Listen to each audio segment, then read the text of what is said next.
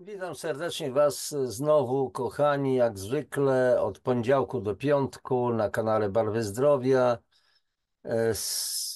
Dla tych, którzy po raz pierwszy weszli na audycję, znaczy znaleźli tę audycję, chcę tylko powiedzieć, że ten kanał Barwy Zdrowia jest poświęcony promocji, szerokiej promocji zdrowia, sprawności. Dotyczy to zarówno oddziaływań pól elektromagnetycznych na organizm, zarówno tych destrukcyjnych oddziaływań, jak i terapeutycznych, wpływu wody na organizm. My kompletnie nie mamy pojęcia w tej całej ogólnej masie, do czego nam służy woda w organizmie. Wiemy tylko, że bez wody nie ma życia. Pić, pić i tak dalej. Dalej, mówię o odżywianiu, mówię o niezbędnej już suplementacji odżywiania, ale kompleksowej, wieloskładnikowej, naturalnej, na bazie naturalnych jakichś składników, a nie suplementacji syntetycznej. To jestem zdecydowanym przeciwnikiem tego. Mówię o rozwoju osobistym, o rozwoju duchowym. Robię wywiady, wiecie doskonale, ci starzy bywalcy, o co tu chodzi. Wszystko, co służy naszemu zdrowiu. I teraz bardzo dużo czasu poświęcam tak zwanej kwasicy metabolicznej niskiego stopnia, bo to jest nasz problem bardzo poważny. Problem dzisiejszego dnia, współczesności. Mamy, kochani, ponad 70 chorób, które są określane jako choroby cywilizacyjne. Cóż to za cywilizacja, że wyprodukowała takie choroby? Czy to oznacza, że ludzkość nigdy nie chorowała, nie było chorób? Były, oczywiście. Ale dzisiaj mamy zupełnie nowe choroby, które zostały spowodowane naszym stylem życia. Przecież my jesteśmy zatruci. Komórka, żeby żyć, powinna codziennie otrzymywać 70 do 90 składników odżywczych, plus woda, plus tlen. Pytanie, co my do tych komórek dostarczamy? My zjadamy, my jemy. W tej całej masie 700 do 1000 kg żywności, przepraszam, produktów do jedzenia, nie żywności, wtłaczamy w siebie. 6 do 8 kg to są substancje zdecydowanie nie będące żywnością. To są barwniki, polepszacze, spulchniacze, konserwanty, mikronanoplastik i tak dalej. To są pestycydy, to są pozostałości leków, bo ja mówię również tutaj o wodzie, antybiotyki, które pijemy z wodą, które spożywamy również w pokarmach, przepraszam, w produktach do jedzenia. I tak dalej, i tak dalej, i tak dalej. Przy okazji jesteśmy lekomanami. Każda stacja benzynowa, każdy sklep, Gripex, ibuprofeny i tak dalej, zaopatrzenie skолько godno, jak to mówią Rosjanie. I to jest wszystko. I teraz słuchajcie, a więc jesteśmy po prostu zatruci, zatoksycznieni. Jeżeli ktoś z Was oglądał mój wywiad z panią Anitą Dzik, Zanitką, jeżeli ktoś nie oglądał, to niech wróci do jej audycji. Ta Anita mówiła wyraźnie. Ona ważyła, ona w ogóle zrzuciła na naszym kompleksowym programie zdrowia, e, który realizuję od 2013 roku. Ja sam. Anitka akurat od 5 lat akurat to robi, bo najpierw na sobie znaczy nie miała innego wyjścia, zrzuciła 33 kg, ale nie o tym mówię. Nie chcę mówić o tym. Ona mówiła o tym, że na początku tej całej kulacji, którą zastosowała, jej skóra zmieniła się strasznie. Miała wrażenie, że jest poparzona. Dlaczego? Bo tą skórą zaczęły wychodzić wszystkie toksyny. Wszystko, a więc zatoksycznienie. Ale co robi to zatoksycznienie? Lata 30. XX wieku profesor Otto Warburg mówi, podstawowe przyczyny powstawania nowotworów to jest kwasica metaboliczna i hipoksja, czyli braki tlenowe w tkankach. Najpierw pojawiają się braki tlenu we krwi tętniczej, czyli tak zwana hipoksemia, czyli jest bardzo niski stopień utlenowania krwi, nie utlenienia, utlenowania. Później oczywiście ta krew jest roznoszona systemem naczyń, a cała potężna sieć naczyń w przeciętnym organizmie ludzkim, no takiego mężczyzny powiedzmy około 80 kg, to jest 150 000 kilometrów, 3,5 długości równika. I w tej krwi jest za mało tlenu. I w związku z tym za mało jest tlenu dostarczonego do tkanek i pojawia się hipoksja, a więc najpierw hipoksemia, braki tlenu we krwi tętniczej i hipoksja, braki tlenu w tkankach. I jedno z drugim, czyli hipoksja, czyli braki tlenu i zakwaszenie, czyli kwasica metaboliczna, one jakby współpracują ze sobą w tym najgorszym tego słowa znaczeniu. Mało tlenu, zakwaszenie, zwiększone zakwaszenie, braki tlenowe i tak dalej, i tak dalej. Erytrocyty, czyli czerwone ciałka krwi, wtedy nawet kiedy organizm, kiedy krew nie jest kwaśna, nie jest, jest jeszcze ciągle alkaliczna, zaczynają się sklejać. Jak wyobraźcie sobie, nie wiem, tutaj w tej chwili talerzyków pod ręką, ale wyobraźcie sobie talerzyki płaskie, małe, zaczynają się sklejać. To erytrocyty, taki jeden talerzyk, jeden erytrocyt może przyłączyć 4 atomy tlenu. Jeżeli one zaczynają się sklejać, wtedy, kiedy mamy braki minerałów w organizmie, to ile takie powstają rulony takich talerzyków po kilkadziesiąt, kilkaset sztuk, ile tego tlenu będzie tam? Będą braki tlenowe. I teraz okazuje się, że to zakwaszenie, kwasica metaboliczna, powoduje cały szereg innych problemów. No właśnie dzisiejszy dlatego temat. Jakie są związki kwasicy metabolicznej, utajonej, latentnej, czyli bezobjawowej, kwasicy niskiego stopnia, albo inaczej łagodnej. Na zachodzie jest w tej chwili chyba 11 czy 12 określeń tej kwasicy. Na ten temat też chyba nakręcę audycję, to będziecie widzieli, jakie są określenia prawidłowe. A u nas w Polsce ogromna większość lekarzy mówi, co za bzdura, nie ma czegoś takiego jak zakwaszenie, nie da się zakwasić krwi. Kto mówi na Boga o zakwaszeniu krwi? A przy okazji krew też można zakwasić, to jest inne para kaloszy. I teraz słuchajcie, a więc powiemy o wzajemnych związkach między kwasicą metaboliczną a insulinoopornością. Zwracam uwagę, nie odpornością, tylko opornością. A więc jak jest insulinooporność, to pojawia się cukrzyca typu 2, czyli tak zwana nabyta i tak dalej. Żeby porozmawiać, a tutaj przy okazji jest pokazana trzustka oczywiście. Trzustka wytwarza enzymy trzustkowe, ale też hormony, insulinę i glukagon. Na ten temat już coś niecoś wiecie, najprawdopodobniej, bo zamieściłem już audycję, jak zacząć chudnąć w czasie snu i tam wyjaśniłem rolę insuliny i glukagonu. Więc udostępnię, kochani, ekran, żeby wam coś po prostu pokazać, znowu oprzeć się o prace naukowe. I teraz posłuchajcie, mam tutaj znowu z National Library of Medicine artykuł, no metaboliczna, kwasica metaboliczna niskiego stopnia, jak indukuje, czyli wpływa na insulinooporność i ryzyko chorób układu krążenia. A więc tutaj macie oczywiście cały artykuł w oryginale i tak dalej, tego jest sporo, ale nie będziemy tutaj się bawić w jakieś na bieżąco tłumaczenie, to nie ma najmniejszego sensu. Nie poradziłbym sobie absolutnie, bo tu są tak skomplikowane nazwy, że no, to trzeba specjalisty. Natomiast tutaj mam jednocześnie artykuł już przetłumaczony, a więc zobaczcie, to jednocześnie jest sygnowany przez tak zwany PubMed, więc no, że tak powiem, kwiatuszek z ogrodu medyków. Macie do dyspozycji materiały. Możecie czytać, możecie się uczyć, możecie się dokształcać. Więc róbcie to na bieżąco, a nie bazujcie tylko na tym, co wam w akademiach medycznych wcisnęli do głowy i więcej nic. I często nie macie zielonego pojęcia o wielu rzeczach. Celowo to mówię, złośliwie, bo wśród was jest wielu wspaniałych lekarzy, znam takich, ale ogromna większość to nieciekawi ludzie i mam na myśli przede wszystkim interne. Ego wielu lekarzy jest rozrośnięte do cna, wszystko wiedzą. Ja się stykałem, to wiem. Stykałem się z cudownymi lekarzami, naprawdę, z ogromną empatią, ale stykałem się również z nieciekawymi typami.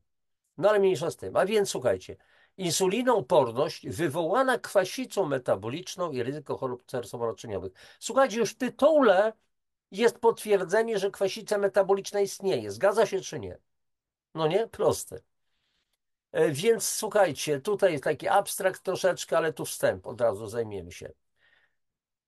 Choroby układu sercowo-naczyniowego nadal są ważną przyczyną śmiertelności społeczeństwa typu zachodniego, mimo agresywnej terapii dietetycznej i farmakologicznej hipercholesterolemii. I teraz uwaga, to tłumaczenie zrobione przez AI, czyli sztuczną inteligencję, nie zawsze jest bardzo zrozumiałe, więc ja będę próbował troszeczkę naprawiać tutaj te różne, powiedzmy, jakieś błędy w tym tłumaczeniu, niezrozumienia, na ile tylko potrafię. Jeżeli chodzi o chorobę układu sercowo-naczyniowego w Polsce, to jest pierwsza przyczyna przedwczesnej śmierci, bo rocznie umiera około, już ponad w tej chwili 140 000 ludzi z powodu zawałów, udarów, no miażdżycy i tak dalej, i tak dalej. Na raka umiera około 100 000 ludzi w tej chwili. Nakręcam tę audycję w sierpniu 2024 roku. Dobra, dalej. Otyłość i zespół metaboliczny są bardzo częste w świecie uprzemysłowionym, a insulinooporność jest obecnie umieszczana w centrum ryzyka sercowo-naczyniowego. Czyli w takim razie insulinooporność wpływa na choroby układu krążenia. Krążenie układu sercowo-naczyniowego, układu sercowo-krążeniowego. U zdrowych ludzi kwasica metaboliczna indukuje insulinooporność, czyli wpływa na insulinooporność, a więc u zdrowych ludzi, posłuchajcie, pytanie, czy mamy w ogóle zdrowych ludzi, bo jeżeli u zdrowych ludzi pojawia się kwasica metaboliczna, to on jest zdrowy, czy też nie?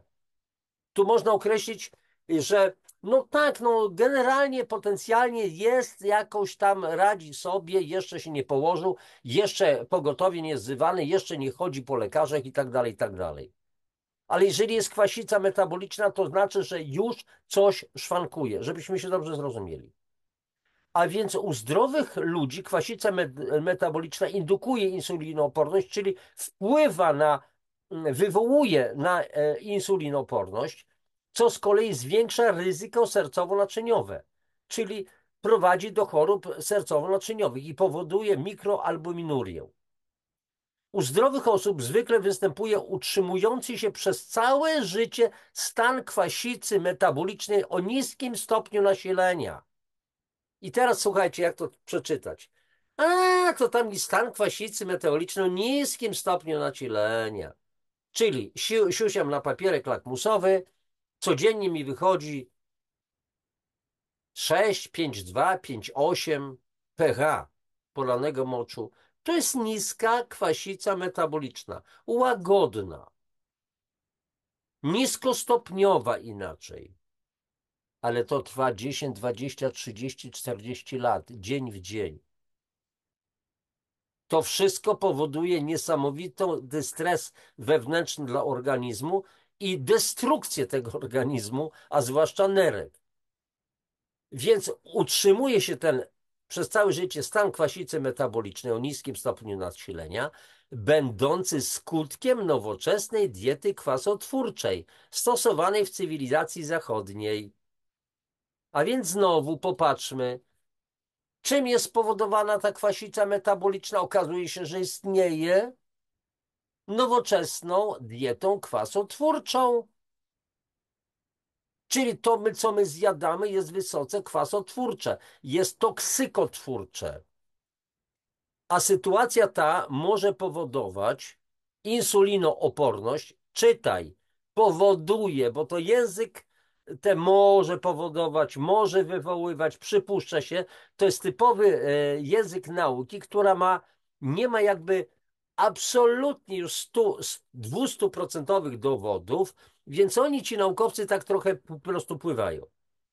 Praktyka pokazuje, jesteś zakwaszony, masz masę problemów. Nie przypuszcza się, że masz masę, tylko masz. Siadają ci stawy, jest RZS, jest dna moczanowa, jest zespół policystycznych jajników u dziewczyn, jest hirsutyzm, czyli nadmierne owłosienie u dziewcząt, przykładowo, jest endometrioza, u panów zaczyna się rak prostaty, najpierw problemy z oddawaniem moczu, są problemy z erekcją, jest cukrzyca typu 2, artretyzm, gonartrozy, artrozy, w ogóle RZS, reumatoidalne zapalenie stawów. Tych chorób można byłoby wymieniać i wymieniać. Więc sytuacja ta powoduje insulinooporność i zwiększa ryzyko chorób sercowo-naczyniowych. Poziom kwasu w diecie może być ważną zmienną w przewidywaniu ryzyka, czytaj, powstania chorób sercowo-naczyniowych.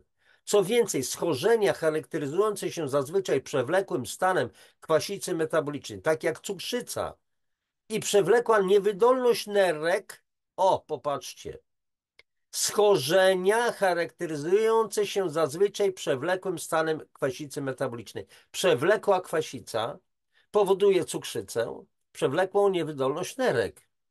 Są powiązane z przewlekłym stanem insulinooporności i bardzo podwyższonym ryzykiem chorób sercowo-naczyniowych.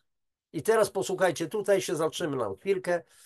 Wiele lat temu, jeszcze nie miałem zbytniego doświadczenia, kiedyś jestem w Siedlcach u znajomych, którzy mnie zaprosili, żebym tam po prostu byli poumawiani ludzie na takie proste badania i na omówienie tego kompleksowego programu zdrowia, bo ci ludzie mieli problemy i przyszły w pewnym momencie dwie panie pielęgniarki.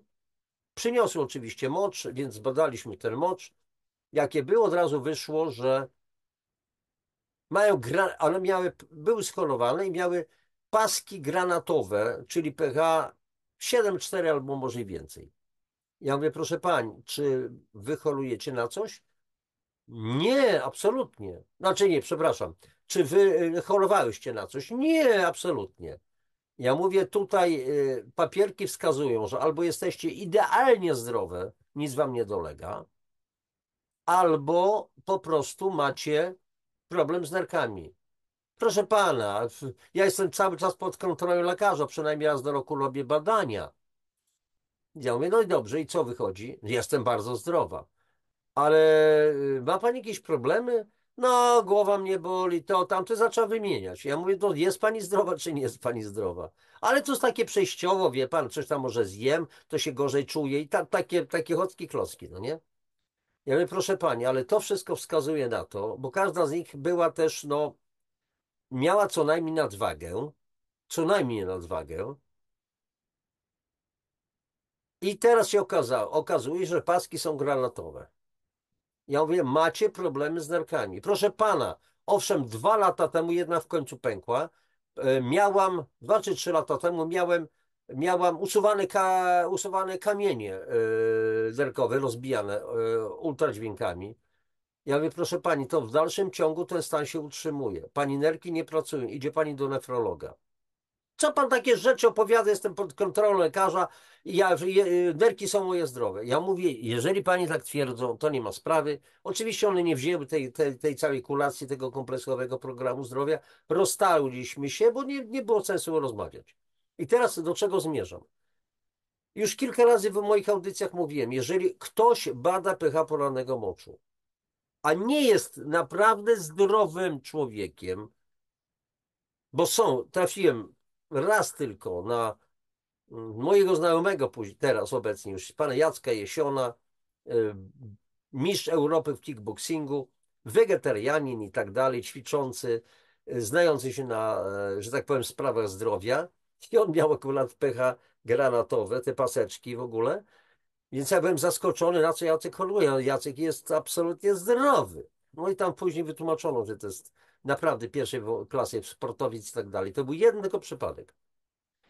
Inne przypadki, kiedy u ludzi są granatowe paski, czyli pH jest 7,4 albo i więcej, to dotyczy ludzi, którzy mają po prostu problemy z nerkami.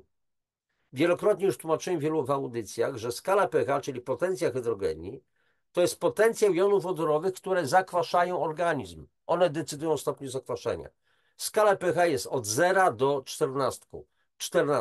0 to są same jony wodorowe, czyli protony, 14 brak jonów wodorowych, tylko grupy OH zasadowe i to jest silna zasada, a po tej stronie sam kwas. I teraz w organizmie powstaje masa tych jonów wodorowych, my dostarczamy właśnie z produktami do jedzenia, to są stresy i tak dalej, zakwaszamy organizm, czyli jest wysoka nadpodaż tych jonów wodorowych, tych protonów i jeżeli nie ma, jeżeli organizm ma osłabione systemy buforowe, czyli nie ma minerałów, które by zasilały systemy buforowe i neutralizowały w określonym czasie te jony wodorowe, to w końcu dochodzi do tego, że organizm nie wytrzymuje. Razem z moczem te jony wodorowe dostają się do nerek.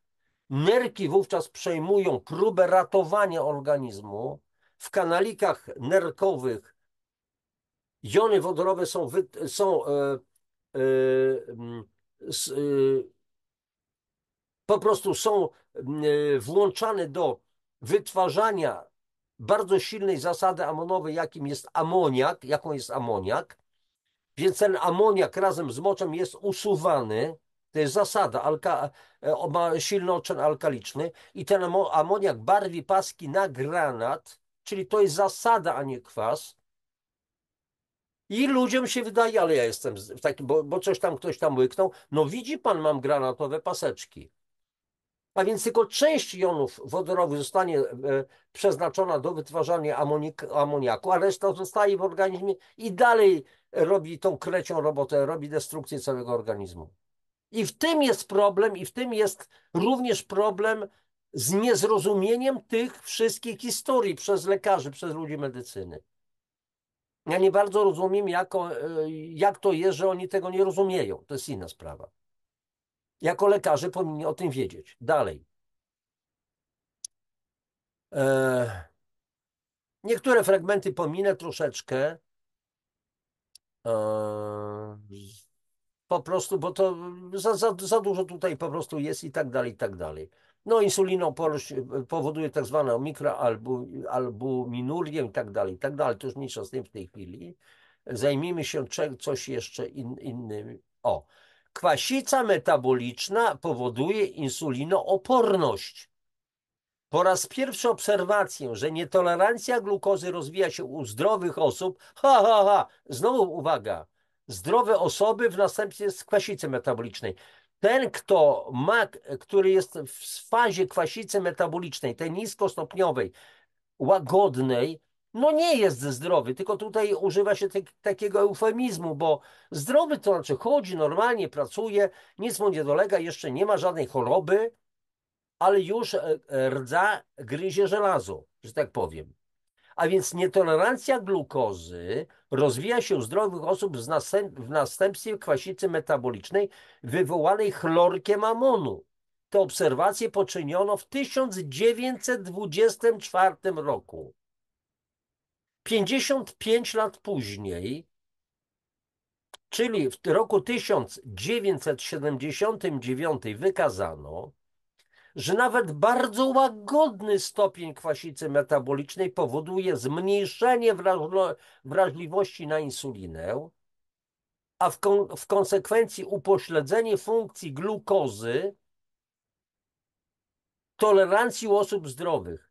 Inne sytuacje prowadzące do kwasicy metabolicznej, takie jak podwyższenie poziomu podstawowego mleczanu u osób zdrowych. Na temat mleczanu być może kiedyś sobie zrobimy jakąś audycję. Słuchajcie, nie chodzi o to, żebyście tu wszystko rozumieli.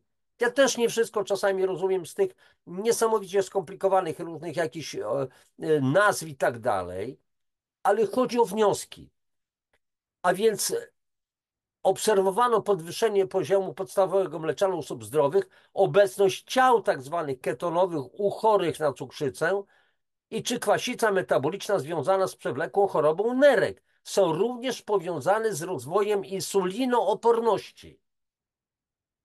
Ostatnie badania obserwacyjne potwierdzają związek pomiędzy objawami kwasicy metabolicznej.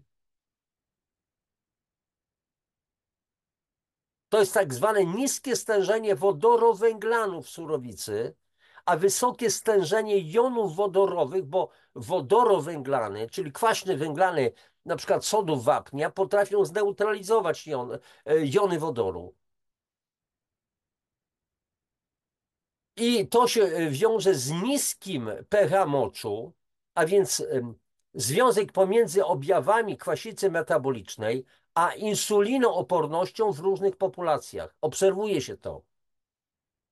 Niższe luki wodorowęglanowe, czyli po prostu mały zapas wodorowęglanów, które potrafią zneutralizować dodatnie jony wodorowe, i wyższe luki anionowe, czyli duża ilość tych ładunków dodatnich są niezależnie, znaczy ładunków dodatnich, czyli protonów po prostu, jonów wodorowych, które zakwaszają, są niezależnie powiązane z insulinoopornością w analizie przekrojowych uczestników Narodowych Badań Zdrowia i Żywienia w latach 1999, 2000, 2001, 2002 i tak dalej. Co jeszcze tam dalej?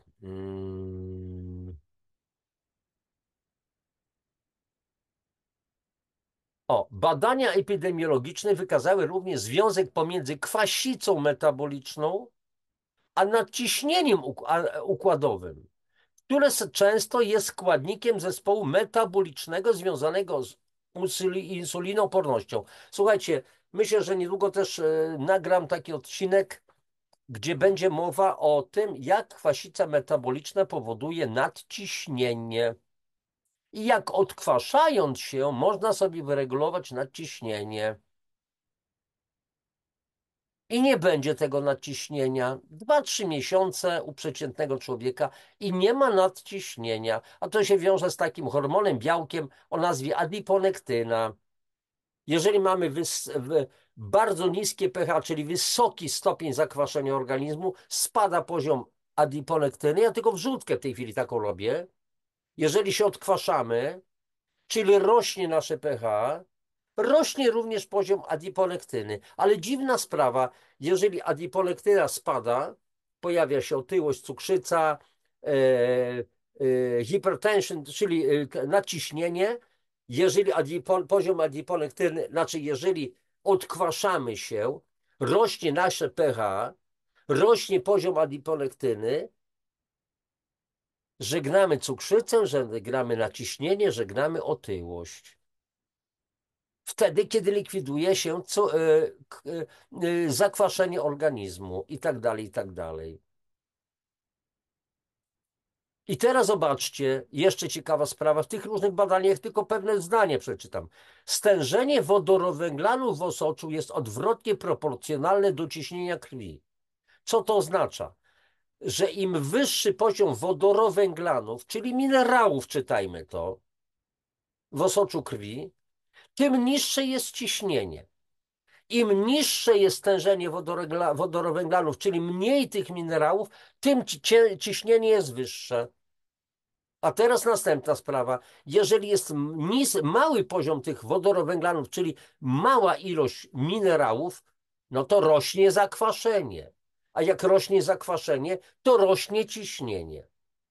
Jeżeli zakwaszenie się zmniejsza, czyli rośnie pH, czyli rośnie ilość minerałów we krwi, to ciśnienie spada. Nie ma, czyli nie ma nadciśnienia. I koniec, kropka.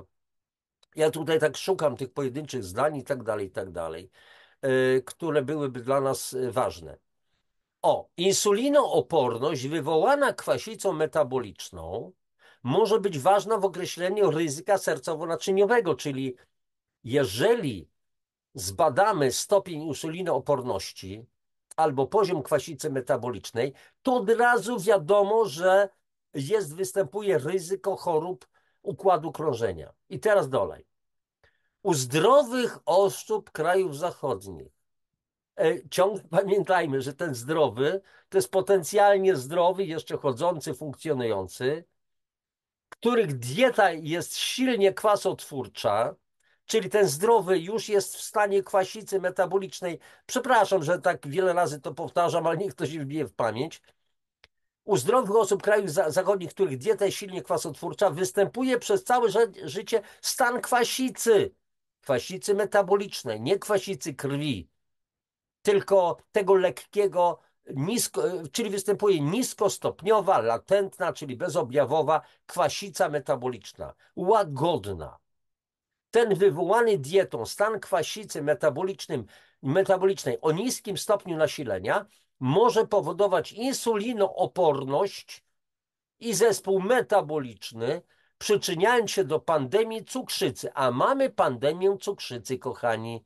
W Polsce na przykład jest tak, że w tej chwili, jak dobrze pamiętam, 1,5 miliona ludzi jest, to są cukrzycy, leczą się, a 1 milion, o ile dobrze pamiętam, to są już cukrzycy, ale jeszcze nie zdiagnozowani, u których cukrzyca się rozwija. To jest prawdziwa pandemia.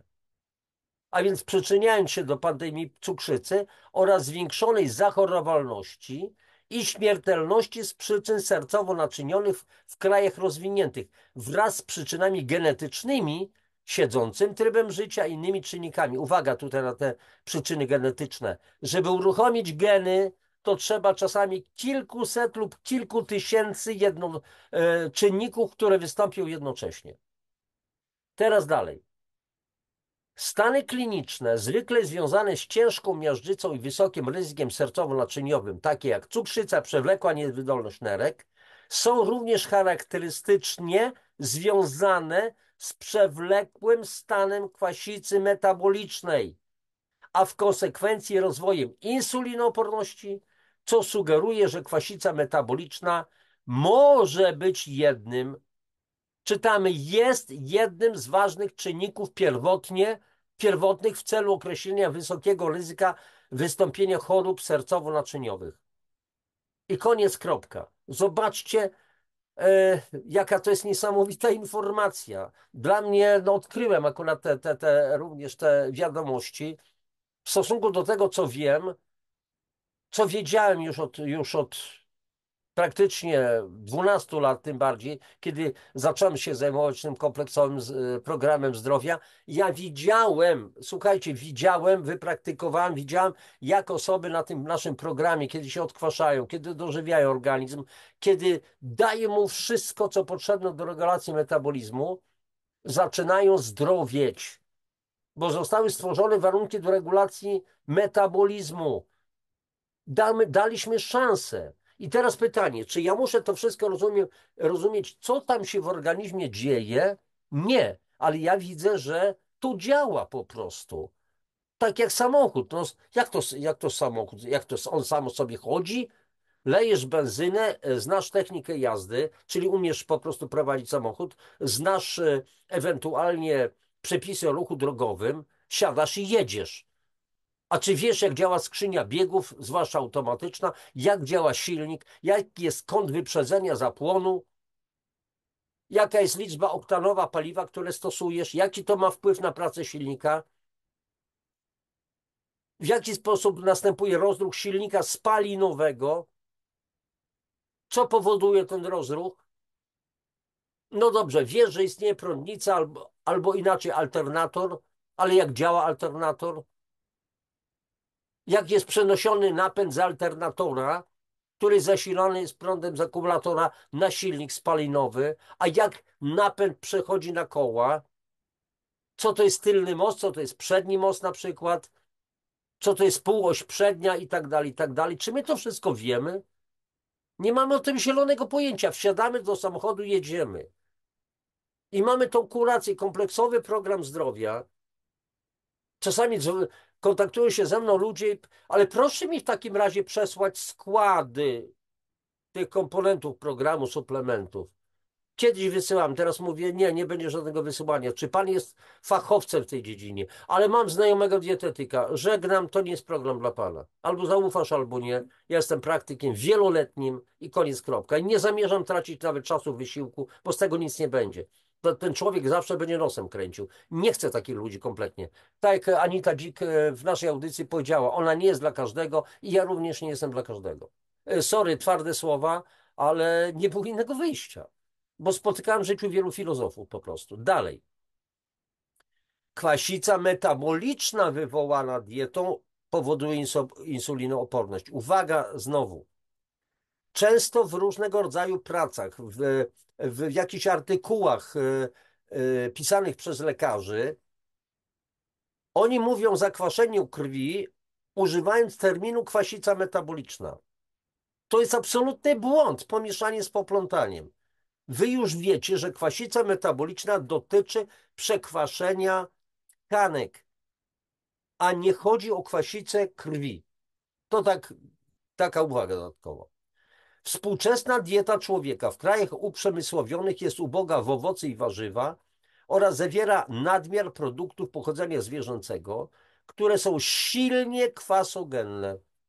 Owoce i warzywa są bogate w sole potasowe i magnezowe, metabolizowanych anionów, w tym cytrynian i jabłczan, które podczas metabolizowania zużywają jony wodorowe, wykazując działanie alkalizujące. Właśnie. A więc mamy na przykład kwas cytrynowy, który wchodzi w reakcję, albo cytryniany, jabłczany, które wchodzą w reakcję, znaczy kwas cytrynowy wchodzi w reakcję na przykład z wapniem, powstaje cytrynian i ten cytrynian wchodzi w reakcję z jonami wodorowymi, czyli protonami wodorowymi, neutralizując te jony wodorowe, które odpowiadają między innymi za nasze bóle, bo te jony wodorowe, te protony inaczej po prostu drażnią zakończenia nerwowe, na przykład w zapaleniu wielonerwowym, czyli w tak zwanych popularnych korzonkach, czyli czy w bólach stawów i tak dalej, i tak dalej.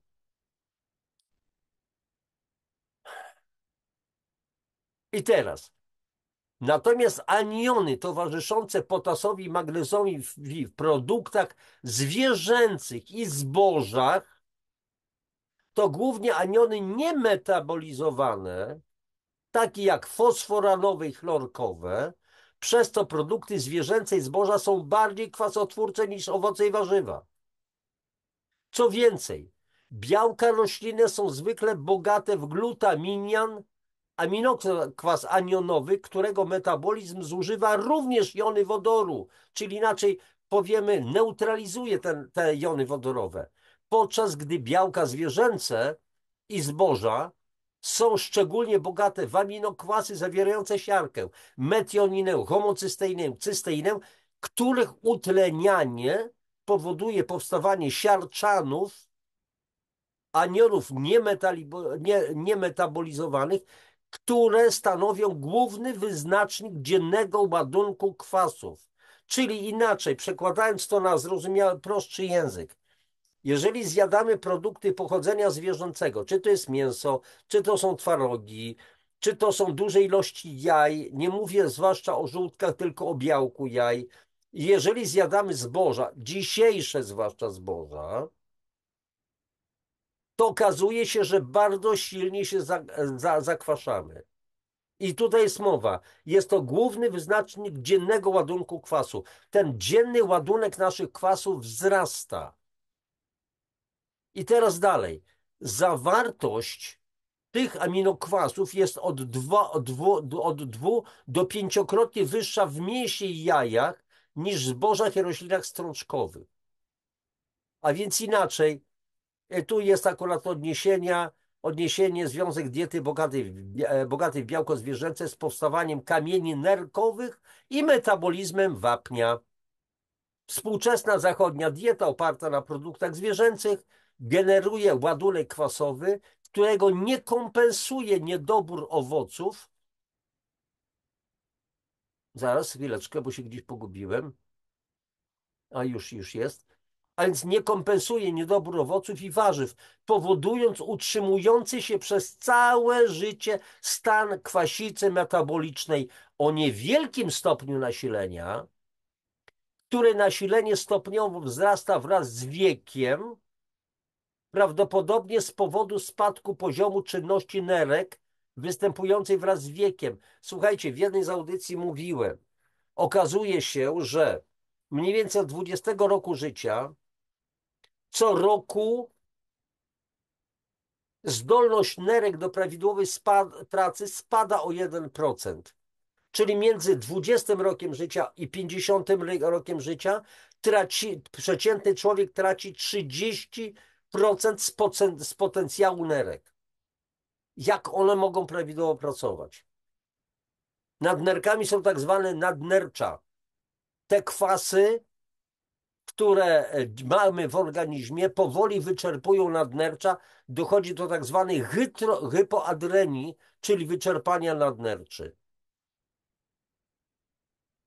I to wyczerpanie nadnerczy w efekcie skutkuje powstawaniem wielu, wielu chorób. A początkiem jest kwasica metaboliczna. Rodzaj potężnego chemicznego stresora. I teraz dalej. Wyjściowy stan kwasicy jest nasilony u osób otyłych i z nadwagą, u których spożycie owoców i warzyw nie rekompensuje spożycia składników odżywczych powodujących kwasowość.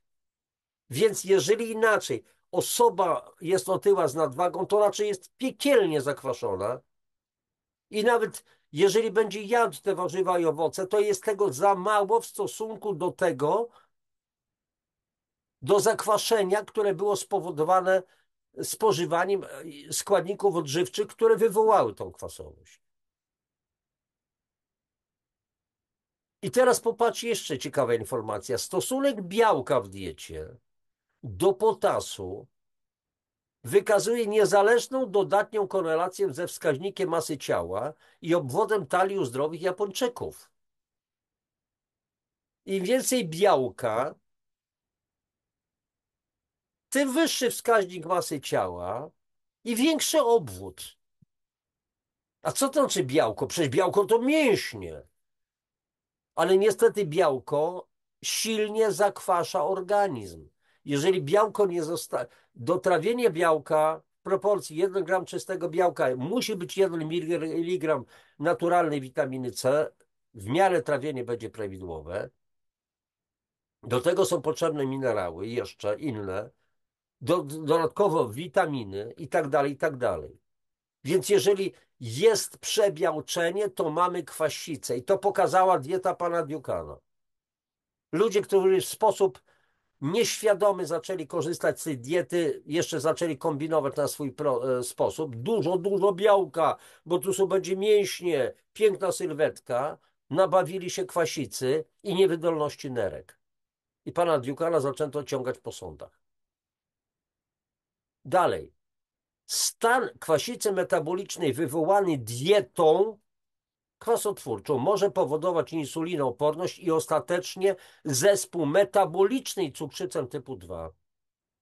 Spożycie owoców i warzyw poprawia wrażliwość na insulinę i wykazano, że złagodzenie wrażliwości na insulinę może opóźnić lub zapobiec wystąpieniu cukrzycy typu 2. Dalej, u osób z prawidłową masą ciała wartość glukozy, o tutaj już podświetlam, u osób z prawidłową masą ciała wartości glukozy, insuliny i jeszcze jednego wskaźnika są znacznie niższe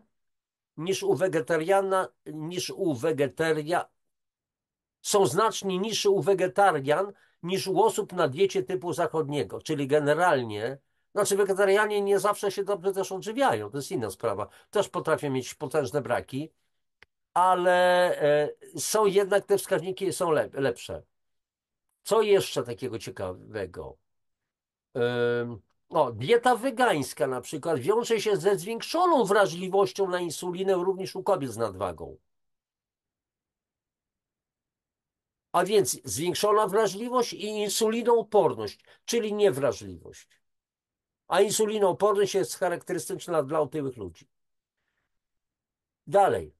Wysokie spożycie potaszu i magnezu w diecie, które osiąga się głównie poprzez spożywanie świeżych owoców i warzyw, wiąże się z niższym ryzykiem rozwoju insulinooporności i cukrzycy typu 2. A niedobór magnezu w diecie wiąże się z insulinoopornością. I teraz popatrzcie, w badaniu Atherosclerosis Risk in the Communities zaobserwowano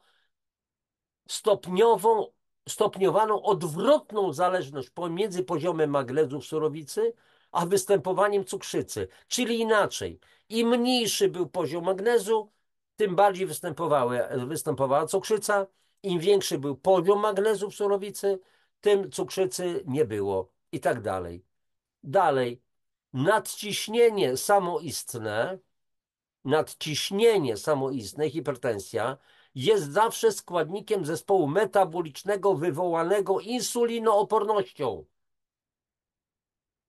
Dieta bogata w owoce i warzywa oraz uboga w białko zwierzęce, ale zawierająca białko roślinne z roślin struczkowych i orzechów, znacznie obniża ciśnienie krwi, jest zwykle zalecana w profilaktyce i leczeniu nadciśnienia układowego. Badania prospektywne wykazały, że przestrzeganie tej diety DASH, czyli po prostu z dużą ilością owoców i warzyw, wiąże się z niższym ryzykiem choroby niedokrwiennej serca i udaru mózgu. Dalej. Pacjenci chorzy na cukrzycę są szczególnie podatni na utrzymujący się przez całe życie stan niewykrytej kwasicy metabolicznej. Ponieważ ich zwykła dieta jest szczególnie kwasogenna, uboga w węglowodany i tłuszcze, a zatem bogata w białko zwierzęce. Co więcej, mają tendencję do wytwarzania ciał ketonowych, zwłaszcza jeśli nie są odpowiednio kontrolowane, a tłumienie ketogenezy za pośrednictwem insuliny jest niewystarczające. I tak dalej, i tak dalej. Tutaj będzie któregoś razu zrobimy sobie audycję, wywiad na temat diety keto, więc te wszystkie fragmenty ja w tej chwili nie będę odczytywał, bo w tej chwili nie ma sensu. I teraz co jeszcze? Co jeszcze? O, teraz dalej. Zanim cukrzyca zostanie rozpoznana, zwykle upływa długi okres czasu, podczas którego pozornie zdrowi ludzie poddawani są działaniu utrzymującego się stanu kwasicy, który może zwiększyć ryzyko chorób sercowo-naczyniowych.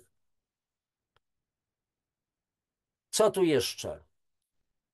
Istnieją dowody na to, że nawet łagodny stopień niewydolności nerek zwiększa ryzyko chorób naczyniowych, sercowo-naczyniowych. Teraz dlaczego pojawia się łagodny stopień niewydolności nerek? Bo nerki zostały zniszczone przez kwasy. Nie dały rady, a później po prostu próbowały ratować organizm, próbowały wytwarzać ten po prostu zasadę amonowu, czyli amoniak, który też niszczył dodatkowo nerki, sprawa załatwiona. Dalej. Przewlekła niewydolność nerek zazwyczaj objawia się kwasicą metaboliczną, od której od 1973 roku wiadomo, że jest powiązana z insulinoopornością. Zmniejszona zdolność nerek do eliminacji dziennego obciążenia kwasem w przewlekłej niewydolności nerek może przyczyniać się do zwiększonego ryzyka chorób sercowo-naczyniowych w tej chorobie. A więc znowu, silne zakwaszenie powoduje insulinooporność, wywołuje cukrzycę, powoduje niedoczynność nerek i to wszystko powoduje z kolei powstanie chorób układu krążenia. Kwasica metaboliczna powoduje istotne zmiany funkcjonalne w nerkach, w tym wzrost nerkowego przepływu osocza i współczynnika filtracji kłębuszkowej. A więc pogarsza się funkcjonowanie nerek, pogarsza się działanie mechanizmów adaptacyjnych przystosowawczych i te nerki nie są w stanie wyeliminować nadmiaru kwasów. Sytuacje kliniczne powodujące nadmierne obciążenie nerek kwasami, tak jak duże spożycie białka zwierzęcego, otyłość i cukrzyca, ale przecież otyłość i cukrzyca jest spowodowane zakwaszeniem, wykazują podobne zmiany hemodynamiczne w nerkach. I teraz o co chodzi? Ja tutaj nie znam tych wskaźników, wzrost RPFF, GFR i tak dalej, ale jest mowa, że od dawna wiadomo, że wysokie spożycie białka w diecie wiąże się ze wzrostem dwóch czynników u zdrowych osób i pacjentów z przewlekłą chorobą nerek. Więc nie rozumiem akurat tych skrótów, zwłaszcza anglojęzycznych, ale domyślamy się, że kwasica metaboliczna niszczy zwyczajnie nerki, przepraszam. Teraz co dalej?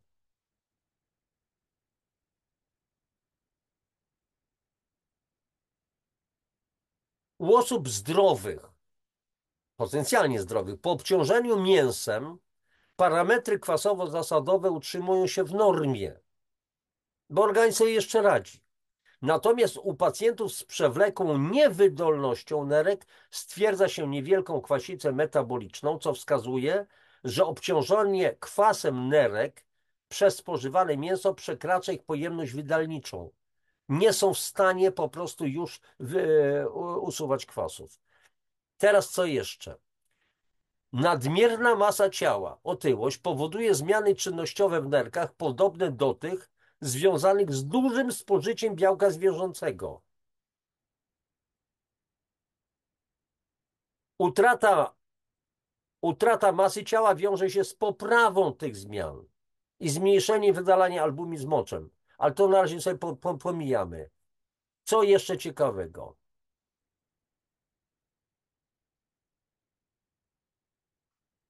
Momencik.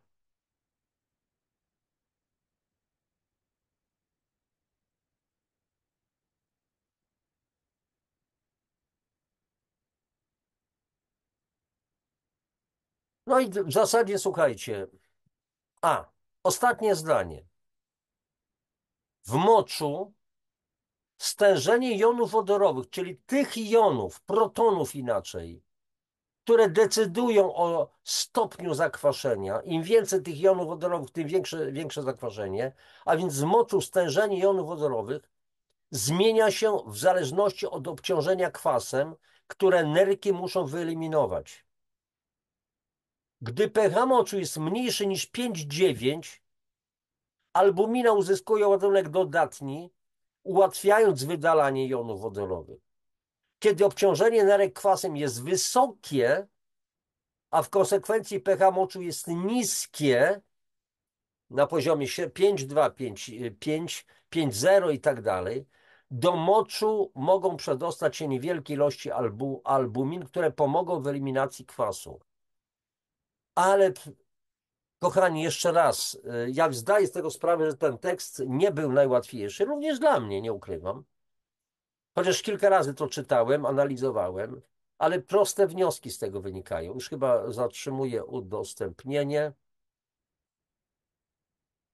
Kwasica metaboliczna, czyli inaczej, kwasica niskiego stopnia, latentna, bezobjawowa, już powtarzam to po raz który aż do znudzenia, wywołuje cały szereg przyczyn, które niszczą nasz organizm. Jak widzicie sami z tego artykułu, jednym z problemów, które kwasica wywołuje, jest insulinooporność. Jest niedomaganie nerek, bo jest silne obciążenie. Z czego wychodzi czym jest spowodowana ta kwasica? Naszym jedzeniem przede wszystkim, ale nie tylko jedzeniem. Potężnymi stresami psychicznymi, co czytamy, z czym się spotykamy. Jesteśmy bombardowani przeróżnymi historiami, które nas wkurzają, denerwują. To jest polityka, to jest wojna, która się toczy w pobliżu naszych granic i tak dalej, i tak dalej. To są stresy w pracy, to są układy rodzinne, które nas, no czasami nerwy są i tak dalej, czyli stresy. To są sztucznie generowane pola elektromagnetyczne, od których dzisiaj przeciętny człowiek nie ma, że tak powiem, ucieczki. Pozornie nie ma ucieczki. Bo jeżeli jest taki stan, to trzeba częściej wychodzić do lasu, spacerować boso, po mokrej wodzie, uziemiać się, jeść zdrowe pokarmy, macie pokrzywę, narwijcie sobie pokrzywy, pijcie w ciągu wielu dni lata, przykładowo wyciskajcie, można kupić tam chyba za marne 100 parę złotych na Allegro wyciskarki żeliwne do robienia soków z różnych owoców, warzyw, ziół i tak dalej, i tak dalej. Zobaczcie, może można w ten sposób, tylko trzeba chcieć. Dodatkowo istnieje, tak ciągle powtarzam, kompleksowy program zdrowia, opracowany przez czeskich lekarzy. W 2005 roku, w 2012 przywędrował w grudniu do Polski. Od końca lipca, od 31 lipca ja pracuję z tym programem. Jest rewelacyjny. Bazuje oczywiście na suplementach bardzo wysokiej jakości. Jest tam między innymi kolostrum, bardzo wysokiej jakości, żel alesowy, ponad 90% czystego miąższu alesowego, bardzo smaczny jest co do picia i wiele innych składników. I tym się po prostu dożywiamy, oczyszczamy, odtruwamy i tak dalej, i tak dalej. Wystarczy organizmowi dać szansę, spełnić wszelkie warunki do tego, żeby organizm podjął próby samouzdrowienia, samoleczenia. Tak jak mówi lekarz, główny twórca tego programu, mówi: słuchajcie, ale wy macie kapitalnego lekarza do dyspozycji, 24 godziny na dobę. To jest wasz organizm. On wie, co ma robić, tylko dajcie mu szansę. Bo jeżeli nie ma tego, czego potrzebuje, to nic nie zrobi. Będzie bronił się za wszelką cenę, ale w końcu nec Hercules contra plures, czyli Herkules nie poradzi przeciw wielu. Kochani, w tej audycji otrzymaliście następny dowód, że istnieje kwasica, więc niech nikt nie plecie z waszych takich, no, nieprzekonanych, czy ludzi medycyny, czy jakichś znajomków, że kwasica nie istnieje. Istnieje, czyli zakwaszenie istnieje. Macie konkretne dowody. Już wiecie z tej audycji, że zakwaszenie wywołuje insulinooporność, obniża pracę nerek, po prostu powoduje niedomaganie nerek, a coś z tym wiąże całą resztę różnych problemów. O tyle wiedzy jesteście bogatsi i wiecie co, bardzo wam dziękuję, że wysłuchujecie tego, bo ja zdaję z tego sprawę, że to, o czym ja mówię, to nie są proste rzeczy.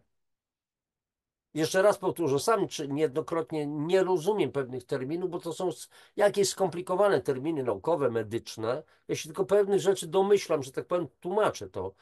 Natomiast najważniejsze są wnioski i tylko tyle. Dlatego jeszcze raz powtarzam, że no ja jestem pasjonatem, jak wiecie, wiecie, to ja się znaczy sobie nie dziwię, że siedzę w tych tematach i drążę. Natomiast bez cienia kokieterii chcę wam powiedzieć, że naprawdę podziwiam was, że wy wytrzymujecie cierpliwie, że tego wszystkiego wysłuchujecie i pomału, nawet jak się nie rozumie, przecież ja też kiedyś od tego zaczynam, że wielu rzeczy kompletnie nie kumam, jak to mówi młodzież. Dopiero to wymagało czasu, pracy, żebym zaczął po prostu te kostki, te puzzle sklejać, łączyć kropki ze sobą. Dzisiaj jest o tyle łatwiej. I na zakończenie, słuchajcie, jak zawsze mówię, to praktyka weryfikuje teorię. Mamy teorię i mamy praktykę. Jak mówi Biblia, po owocach poznacie ich. Jakie owoce kto daje? Akurat ja i ci moi znajomi, którzy od wielu, wielu lat pracują w programie zdrowia, kompleksowym programie zdrowia, ale mamy naprawdę rewelacyjne owoce. Powyciągaliśmy ludzi z wielu problemów zdrowotnych. W jaki sposób? Poprzez odkwaszanie organizmu, dożywianie komórek, zrobienie wszystkiego, takich 5 dziedzin, które pokazałem, no już nieraz pokazywałem, ale w audycji na temat jak odchudzić, zacząć odchudzać się w nocy podczas spania. Ja tam jeszcze raz pokazałem 5 palców. To. Jeżeli to zrobimy, to sobie poradzimy. Będziemy zdrowi, będziemy sprawni. I tego wam po prostu, kochani, życzę. Wszystkiego najlepszego. Oczywiście, jak zawsze, na zakończenie przynajmniej poproszę o wasze linki, lajki, przepraszam, suby, komentarze. Opowiedzcie o swoich jakichś doświadczeniach, podzielcie się. Mm, Wielu z tych, którzy tutaj przychodzą, oglądają, wysłuchują, to są ludzie, którzy są na programie od wielu lat. Podzielcie się swoim doświadczeniem. Bardzo was proszę. Służymy jedni drugim. Z ludźmi, dla ludzi, poprzez ludzi. Papatki. Trzymajcie się, do następnego spotkania. Pa.